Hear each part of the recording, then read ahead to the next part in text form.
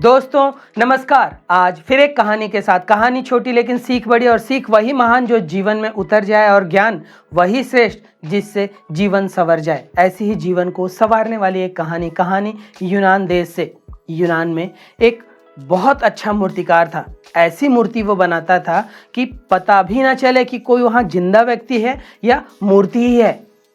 किसी भी व्यक्ति का वह हूबहू प्रतिलिपि मूर्ति के माध्यम से वो बना दिया करता था।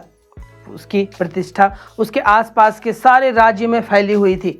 अब एक दिन इस मूर्तिकार को पता चल जाता है कि मेरी मृत्यु होने वाली है, और मृत्यु का जो देवता है वह मेरे प्राण को हरने के लिए आने वाला है। जब उसे इस बात का पता चलता है कि अमुक तिथि पर मेरी मृत्यु हो जाएगी और काल का देवता मुझे यहाँ से ले जाएगा, तब वह उसी दिन से 11 ऐसी मूर्तियाँ बनाता है जो हूबहू उसी के जैसी दिखती हैं। कहीं से कोई नहीं बोल सकता था कि यह मूर्ति है। अब वह 11 मूर्तियों को बनाकर ठीक उस दिन जिस दिन मृत्यु का देवता आने वाला रहता है कि अब इसके प्राण हरे जाएंगे, परमेश्वर मृत्यु के देवता को आदेश देते हैं और मृत्यु के देवता वहां आते हैं।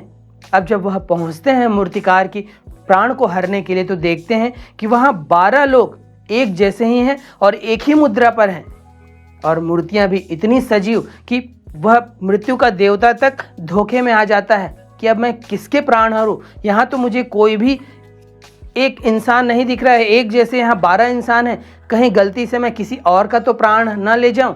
वह मृत्यु के देवता तक नहीं पहचान पाते हैं। अब वह परेशान हो जाते हैं और परेशानी में कुछ कोशिशें करते हैं डराने का, अपना विकराल रूप लेने का, लेकिन यह मूर्तिकार भी गजब का अभिनेता रहता है।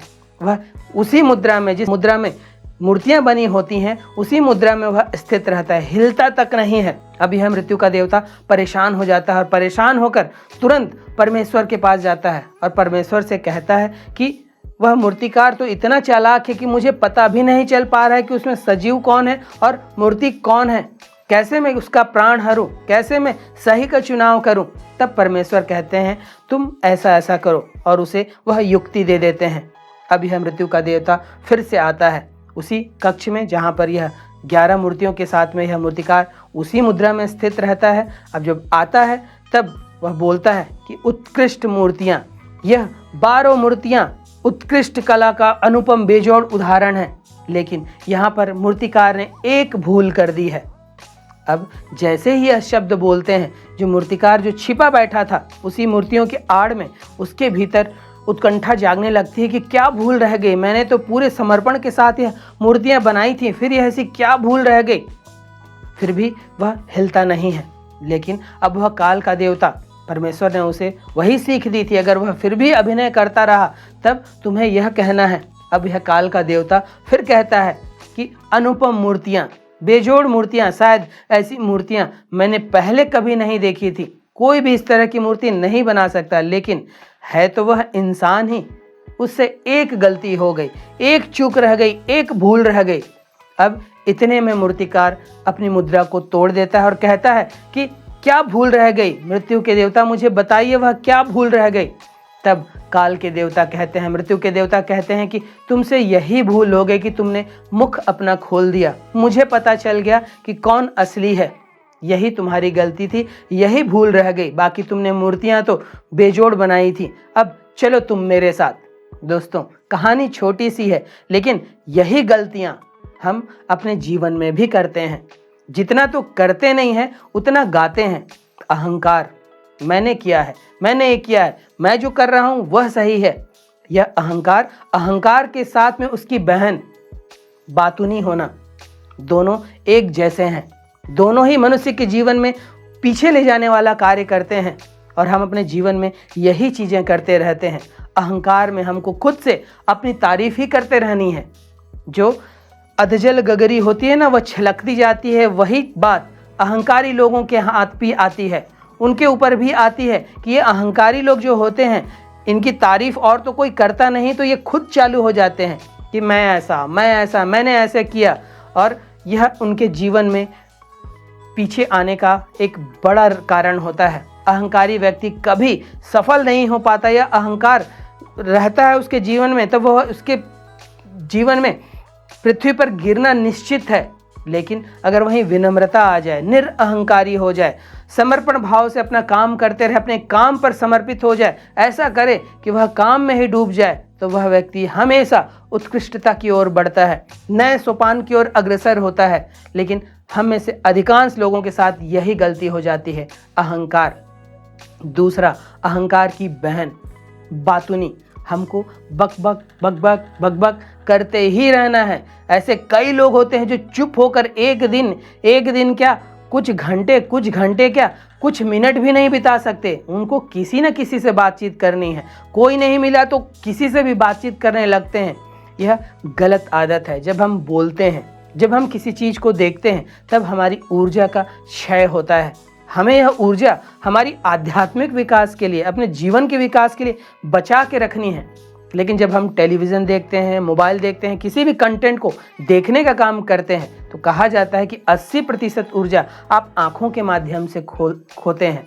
वहीं जब आप बातें करते हैं, बेबुनियाद बातें, जिसका कोई सर पैर नहीं है, जिसके लिए आप जिम्मेदार नहीं हैं, धर्म की बातें, राजनीति की बातें, बड़ी बड़ी बातें, ऐसी बातें जैसे आप ही उसके विशेषज्ञ हैं। आप धोनी को क्रिकेट खेलना सिखा देते हैं, आप अभिनेताओं को, अमिताभ बच्चन को एक्टिंग करना सिखा सकते हैं। आप ऐसी ऐसी बातें करते हैं। जब आप बातें करते हैं तो तीसरे व्यक्ति की बातें करते हैं।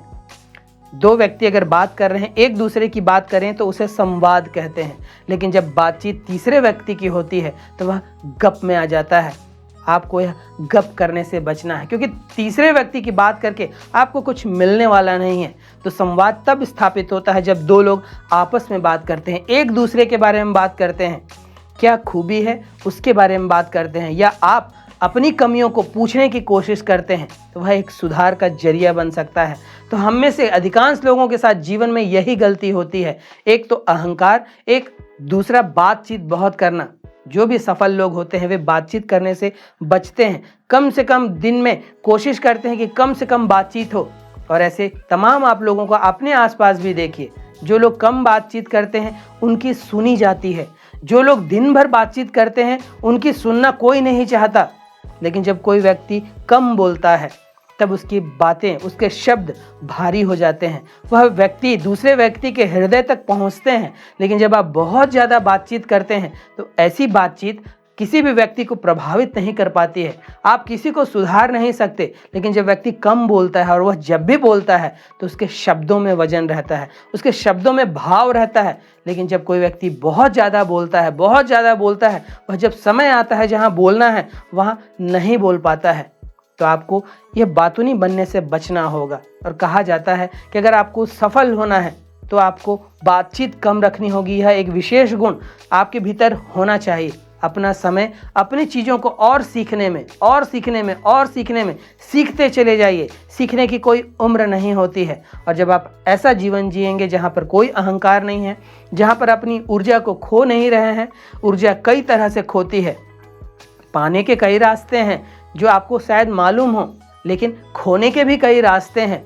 जब हम कोई टेलीविज़न देखते हैं, कोई मूवी देखते हैं, मोबाइल में कोई कंटेंट देखते हैं, कोई शो देखते हैं, तब वह हमारी ऊर्जा आंखों के माध्यम से बाहर बहती है, जिसे आप खोते हैं, वह वापस लौटती नहीं है।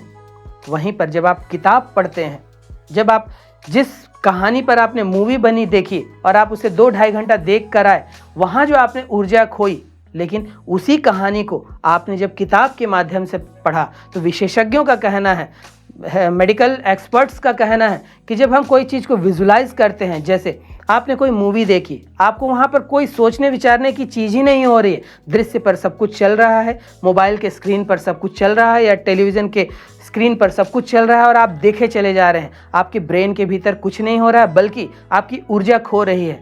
लेकिन जब वहीं पर आप किताबें पढ़ते हैं तो किताबों में जैसे लिखी है कि नदी की पानी कलकल करती हुई बह रही है, ठंडी हवा का एक बहाव चला आ रहा है, पक्षियों का कलरव चल रहा है, तब आप उन चीज़ों को विजुलाइज करते हैं। जब यह करते हैं तो ब्रेन का कोई एक पार्ट वह सक्रिय होता है, जो आपकी ब्रेन की नई ताजगी देता है, ब्रेन को क्रिएटिव बनाता है, आपके सेहत देने का काम करता है। तो जब भी आप इस तरह की कोई चीज़ें देखते हैं, जब देख लेते हैं, अब इनपुट तो आपने डाल लिया गंदा, आपने हिंसक दृश्य देख लिया, अश्लील दृश्यों वाला कोई चलचित्र या कोई शो देख लिया, अब इनपुट तो हो गया है, अब वह आउटपुट तो कहीं ना कहीं निकलेगा, क्योंकि ऊर्जा का नियम है, इसे खत्म नहीं किया जा सकता। अगर यह उत्पन्न हो गया है तो यह कहीं ना कहीं तो निकलेगा। अब यह निकलता है क्रोध के रूप में, लोभ के रूप में, वासना के रूप में। इस तरह का ही फिर जीवन होता चला जाता है। तो आप क्या देख रहे हैं, क्या बोल रहे हैं, इस पर भी आपको सचेत रहने की ज़रूरत है। तो यह कहानी जो बताती है कि हमसे एक चूक हो गई, एक भूल हो गई, वह भूल हमें करने से बचना होगा। एक भूल हमें बहुत पीछे ले जा सकता है, हमारी ऊर्जा को खोने का काम कर सकता है, हमको असफल बना सकता है। वह एक भूल करने से भी आपको बचनी है। कम से कम भूल ना हो, तब वह जीवन आपका उत्कृष्टता की ओर बढ़ता चले जाएगा। और उम्मीद है आप इस कहानी से यही सीख लेते हुए कि वह एक चूक भी, एक भूल भी अब आपके द्वारा ना हो।